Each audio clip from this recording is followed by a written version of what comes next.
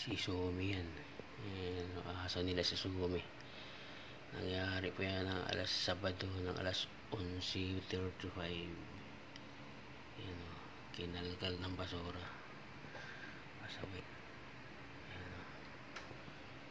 Ayan, aso nila yan. Aso yan nila Dick Puntilla Perlita pinakawalan. Yan o, kakalat ng basura yan o. Yung aso na yan si Sumi yan, yan o. Paano di makilala yan, ay araw-araw nakikita yan. Yan o.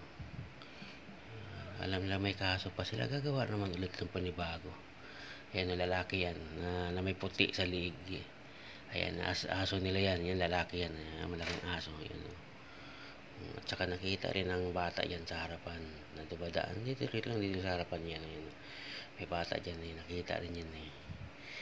Bata yung nakakasando ng damit na may stripe yung short niya, short niya.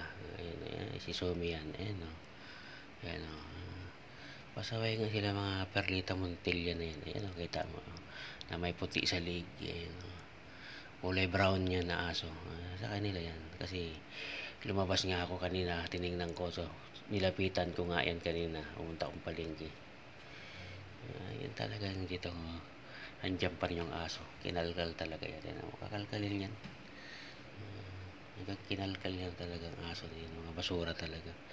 Ay, yung ganyang kaano yung Perlita yan. Pag sinagsabihan mo ng mga ibang tao, hindi niya aaminin. Pag marami nagtanong, siyempre sasabihin ko sa kanila yung aso na yan. Tapos sila pagalit kasi sinasabi kong totoo. Yung mga kaloko to kasi nakakapurwisyo rin ng kapitbahay kasi. Yung mga tao talaga ng mga may pagkakaano sa pag-iisip. Hindi mo lang nag-iisip na ikakagulo ng mga kapitbahay. Dapat sana hindi ganyan. Ito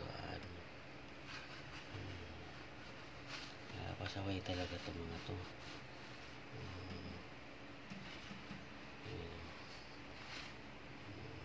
Pasaway. Pasaway. Pag sinabihan mo, hindi. Ganun yung mga kabuang yan. Gagawa ng porwisyo. Para bang lang, naghahanap ng gulo.